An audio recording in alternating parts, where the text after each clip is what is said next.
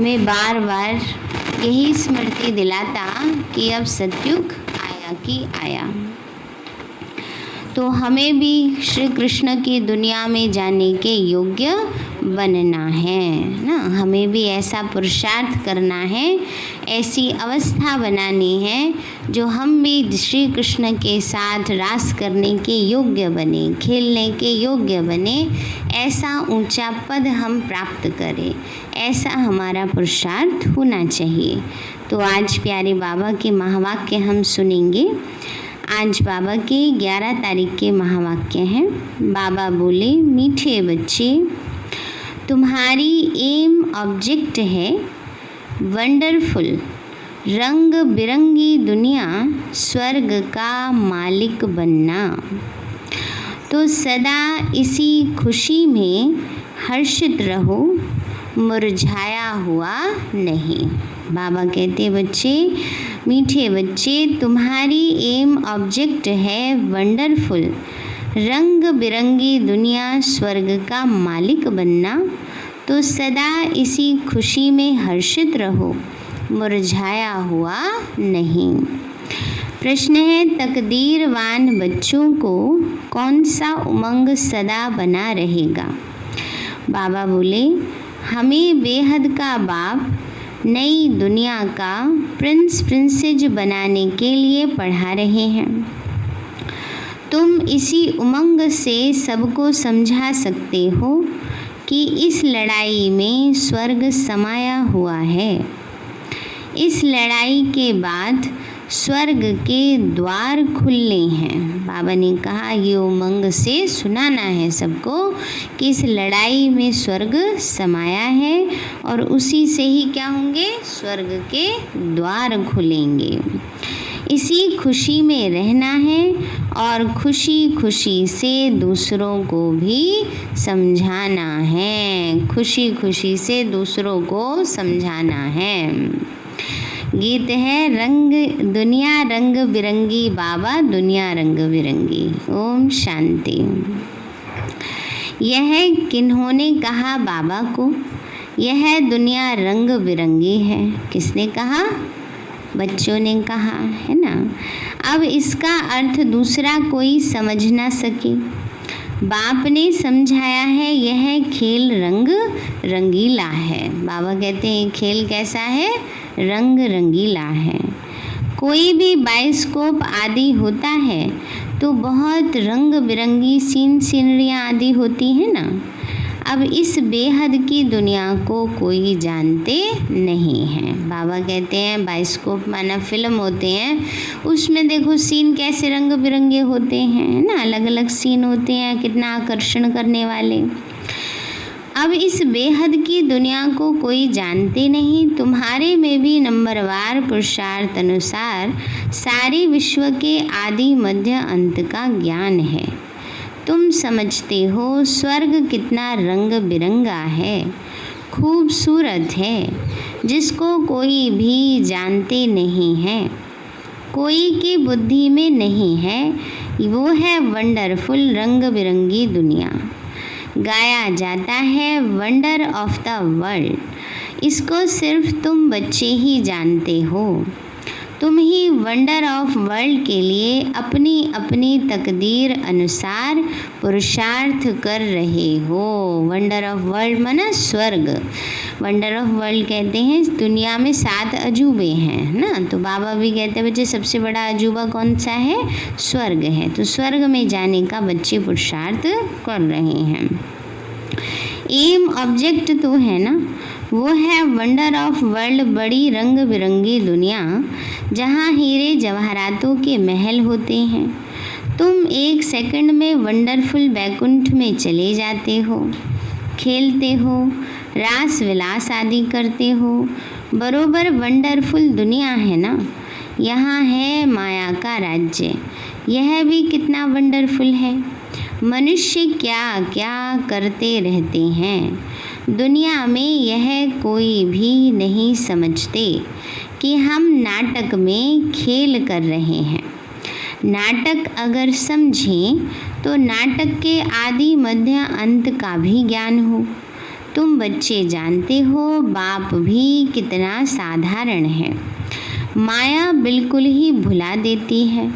नाक से पकड़ा यह भुलाया, अभी अभी याद है, बहुत हर्षित रहते हैं।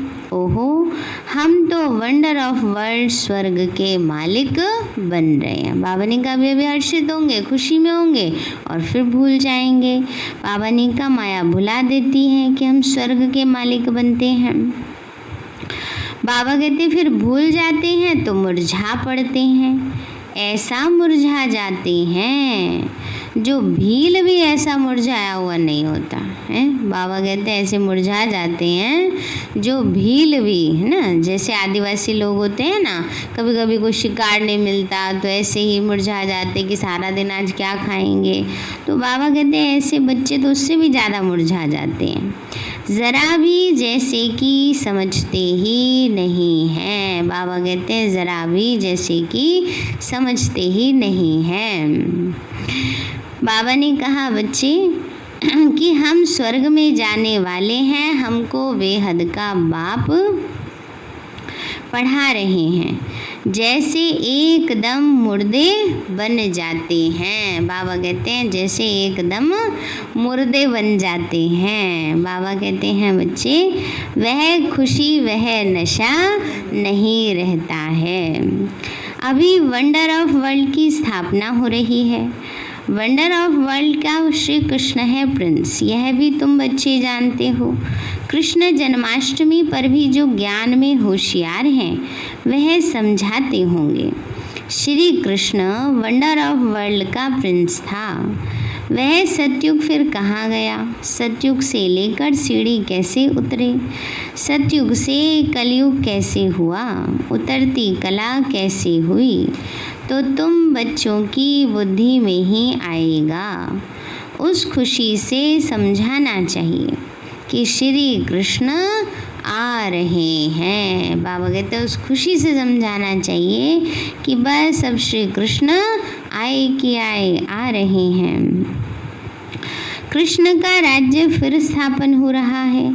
यह सुनकर भारतवासियों को भी खुशी होनी चाहिए, परंतु यह उमंग उन्हों को आएगा जो तकदीरवान होंगे। दुनिया के मनुष्य तो रत्नों को भी पत्थर समझकर फेंक देंगे।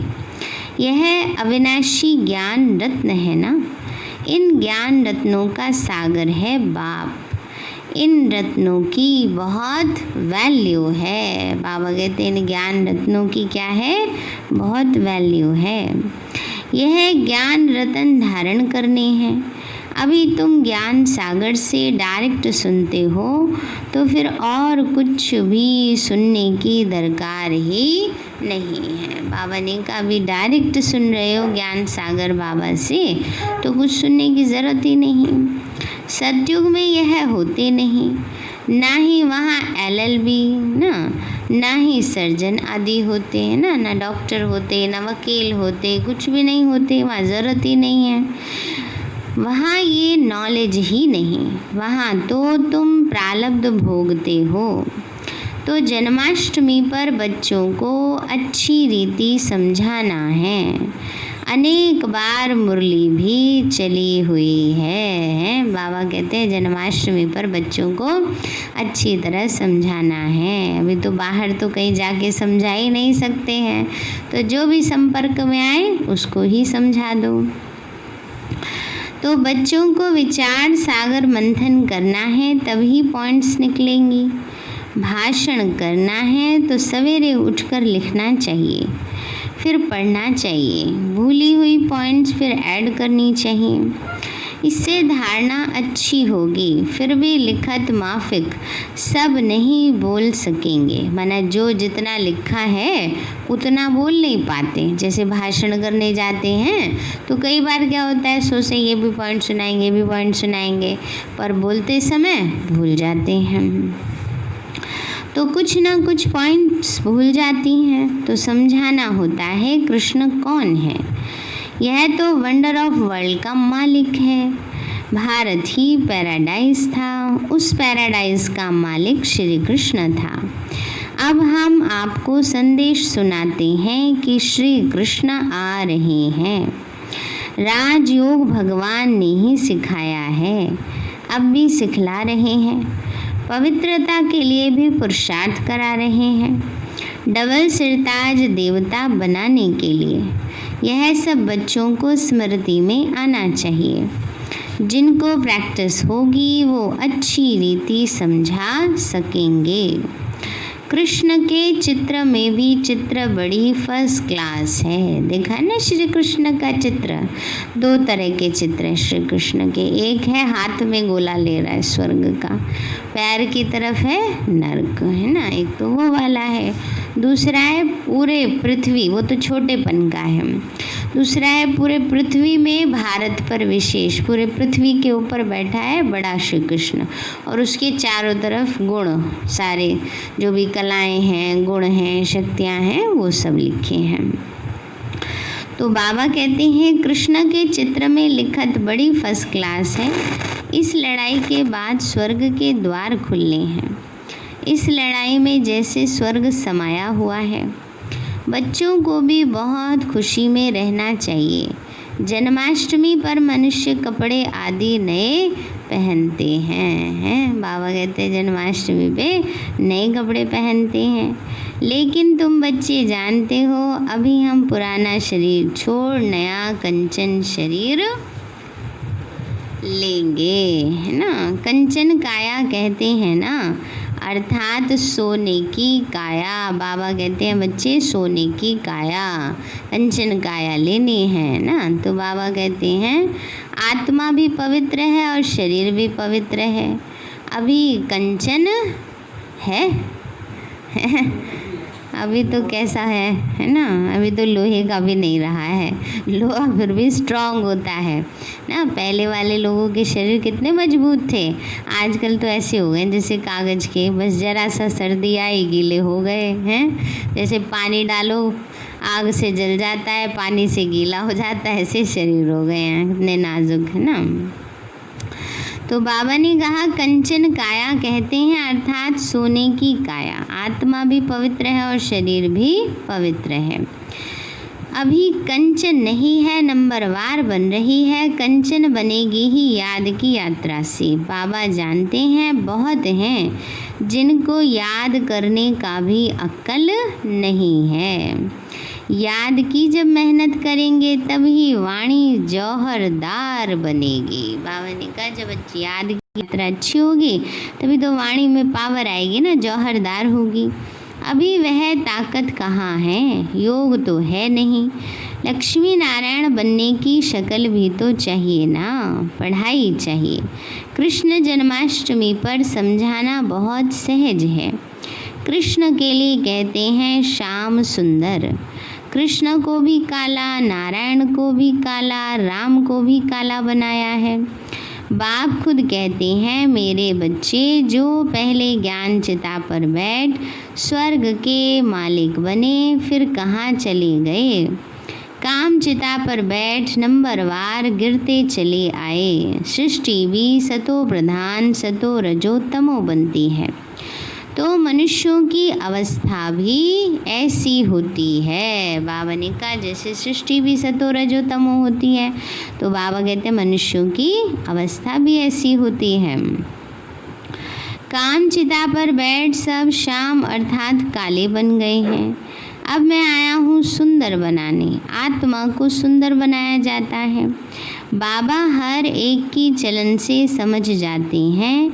मनसा वाचा कर्मणा कैसे चलते हैं, कर्म कैसे करते हैं, उससे पता पड़ जाता है ना। बाबा को पता पड़ जाता है किसकी चलन कैसी है। बाबा कहते बच्चे बाप को पता पड़ जाता है कि कैसी चलन है, कर्म कैसे करते हैं। बच्चों की चलन तो बड़ी फर्स्ट क्लास होनी चाहिए। मुख से सदैव क्या होने चाहिए, रतन निकलने चाहिए। कृष्ण जयंती पर समझाने का बहुत अच्छा है।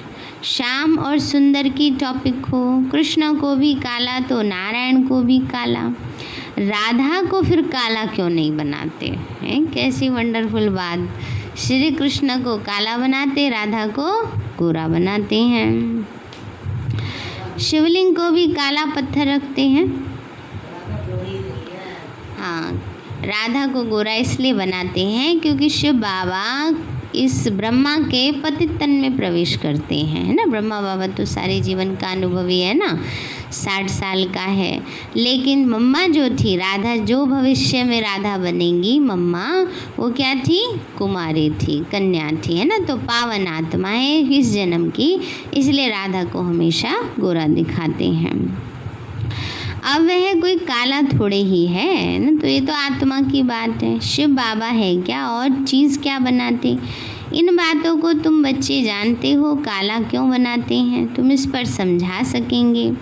अब देखेंगे बच्चे क्या सर्विस करते हैं। बाप तो कहते हैं यह ज्ञान सब धर्म वालों के लिए है, उन्हों को भी कहना है। बाबा कहते हैं मुझे याद करो तो तुम्हारे जन्म जन्मांतर के पाप कट जाएंगे।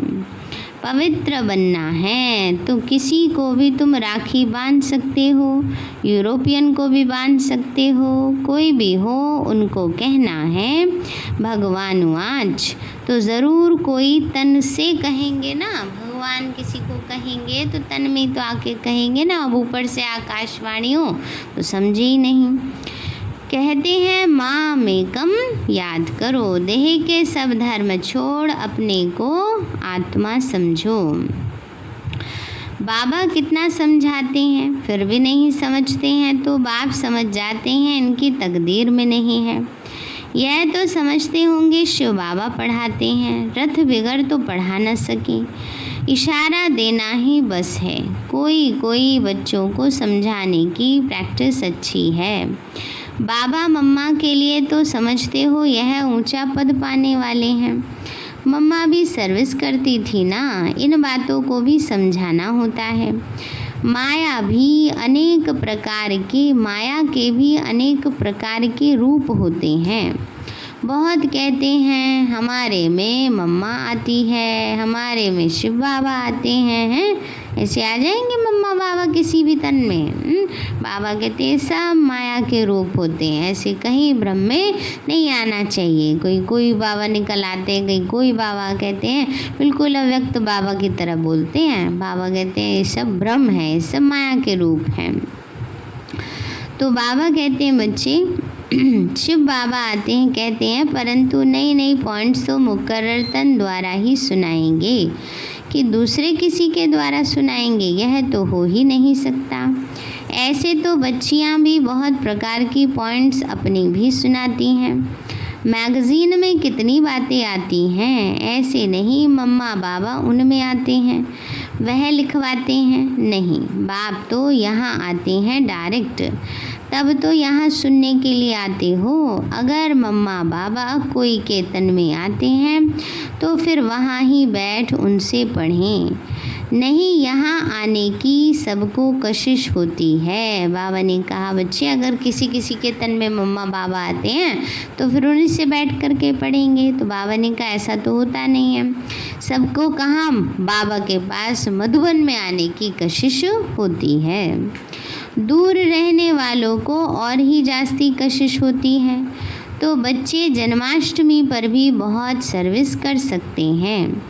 कृष्ण का जन्म कब हुआ यह भी किसी को पता नहीं है।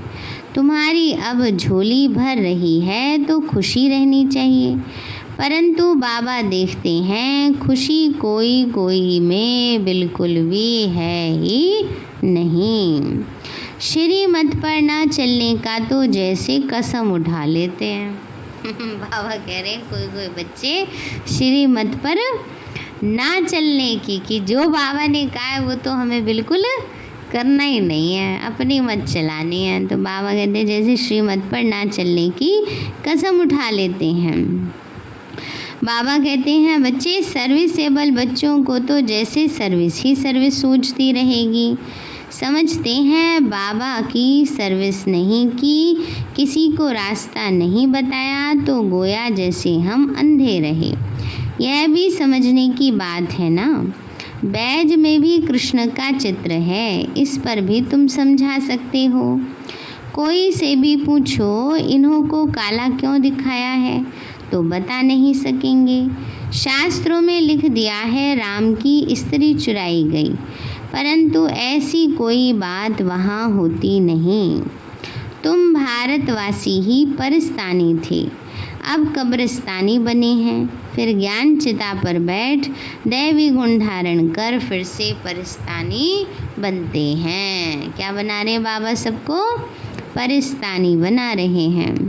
सर्विस तो बच्चों को करनी है। बाबा कहते हैं बच्चों को सर्विस तो करनी ही है, सबको पैगाम देना है, इसमें बड़ी समझ चाहिए, इतना नशा चाहिए। हमको भगवान पढ़ाते हैं। बाबा कहते हैं इतना नशा होना चाहिए। किस बात का? हमको भगवान पढ़ाते हैं। कितनी खुशी होनी चाहिए, भगवान के हम साथ रहते हैं, भगवान के बच्चे भी हैं तो फिर हम पढ़ते भी हैं। बोर्डिंग में रहते हैं फिर बाहर का संग नहीं लगेगा। यहाँ भी स्कूल है ना, क्रिश्चियन में फिर भी मैनर्स होते हैं। अभी तो बिल्कुल ही नो मैनर्स, तमो प्रधान पतित हैं।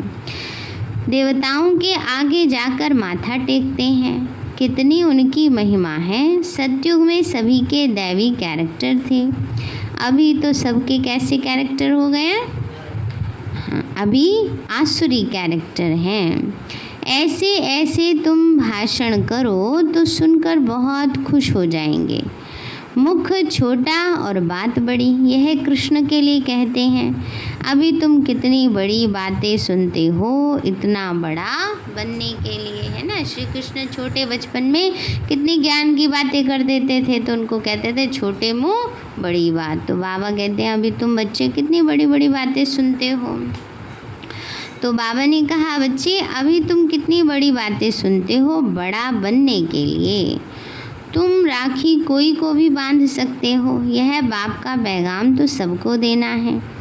यह लड़ाई स्वर्ग का द्वार खोलती है ना। इस महाभारत युद्ध से ही क्या होगा? स्वर्ग के द्वार खुलेंगे। अब पतित से पावन बनना है और बाप को याद करना है, देहधारी को नहीं याद करना। एक ही बाप सर्व की सदगति करते हैं। ये है ही आयरन एज वर्ल्ड। तुम बच्चों की बुद्धि में भी नंबरवार पुरुषार्थ अनुसार धारणा होती है। स्कूल में भी स्कॉलरशिप लेने के लिए बहुत मेहनत करते हैं। यहाँ भी कितनी बड़ी स्कॉलरशिप है। बाबा ने कहा यहाँ तो जन्म जन्म के लिए स्कॉलरशिप मिल रही है, वहाँ तो एक जन्म के लिए कितनी मेहनत करते हैं और यहाँ तो जन्म जन्म की मिलती है। सर्विस बहुत है, माताएं भी बहुत सर्विस कर सकती हैं। चित्र भी सब उठाओ, कृष्ण को काला, नारायण को काला, रामचंद्र को काला, रामचंद्र का भी काला चित्र उठाओ, फिर शिव का भी काला है। बाबा ने कहा सबके काले चित्र हैं, इनको समझाओ। तो बाबा कहते हैं इसका राज क्या है? देवताओं को काला क्यों किया है? श्याम और सुंदर क्यों किया है? क्योंकि जन्म लेते लेते आत्मा काली बन जाती है, पतित बन जाती है, फिर पुरुषार्थ करके फिर सुंदर बनती है। श्रीनाथ द्वारे जाओ तो बिल्कुल काला चित्र है। तो ऐसे ऐसे चित्र इकट्ठे करने चाहिए, अपना भी दिखाना चाहिए। बाबा ने कहा उनका भी दिखाओ और अपना भी दिखाओ। हमारे बाबा ने कोई चित्र काला नहीं बनवाया है ना, हमारे तो सारे ठीक है। देखो नारायण का भी कितना अच्छा है, श्री कृष्ण वाला जो चित्र बना है वो भी बिल्कुल अच्छा सुंदर वाला है। तो बाबा कहते हैं बच्चे अपना भी दिखाना चाहिए। श्याम सुंदर का अर्थ समझा कर कहो कि तुम भी अब राखी बांध काम चिता से उतर ज्ञान चिता पर बैठेंगे तो गोरा बन जाएंगे। यहाँ भी तुम सर्विस कर सकते हो, भाषण बहुत अच्छी रीति कर सकते हो कि इन्हों को काला क्यों किया है, शिवलिंग को भी काला क्यों किया है ना। बाबा तो है ही सबका कालों का काल, महाकाल, उन्होंने काला कर दिया है ना, वो है महाकाल ना। सबकी बुराइयों को बाबा कहते हैं मैं करनी गोर भी हूँ, सबकी बुराई ले लेता हूँ ना। तो बाबा कहते हैं बच्चे रियल में ये तो आत्मा के कालापन छुड़ाने वाली बात है, पर उन्होंने स्थूल रीति से काला बना दिया है। सुंदर और शाम क्यों कहते, हम समझाएं। इसमें कोई नाराज़ नहीं होगा, सर्विस तो बहुत सहज है। बाप तो समझाते रहते हैं बच्चे अच्छे गुण धारण करो, कुल का नाम बाला करो। तुम जानते हो हम अभी ऊंचे ते ऊंचे ब्राह्मण कुल के हैं। फिर राखी बंधन के का भी अर्थ तुम कोई को समझा सकते हो, वैश्याओं को भी समझाकर राखी बांध सकते हो, चित्र भी साथ में हो। बाबा कहते हैं मामेकम याद करो, यह फरमान मानने से तुम गोरे बन जाएंगे। बहुत युक्तियाँ हैं, कोई भी नाराज़ नहीं होगा। कोई भी मनुष्य मात्र किसी की सदगति कर नहीं सकते सिवाय एक बाप के। भले राखी बंधन का दिन ना हो, कभी भी राखी बांध सकते हैं ना। तो देखो हमारे तो बाबा के जो प्रोग्राम राखी के जब चलते थे तो 1 महीने पहले से ही शुरू हो जाते थे, क्योंकि यहाँ तो संदेश देने की बात है ना कि वास्तव में शिव बाबा आकर हमें सच्ची सच्ची प्रतिज्ञा कराते हैं। वो तो स्थूल में बस राखी बांध देते हैं। तो यह भी अर्थ समझना है, राखी जब चाहे तब बांधी जा सकती है। तुम्हारा धंधा ही ये है, बोलो बाप के साथ प्रतिज्ञा करो। बाबा कहते हैं मामेकम याद करो तो पवित्र बन जाएंगे। मस्जिद में भी तुम जाकर समझा सकते हो हम राखी बांधने के लिए आए हैं, यह बात तुमको भी समझने का हक है। बाबा कहते हैं मुझे याद करो तो पाप कट जाएंगे, पावन बन पावन दुनिया का मालिक बन जाएंगे। अभी तो पतित दुनिया है, गोल्डन एज थी ज़रूर, अब आयरन एज है।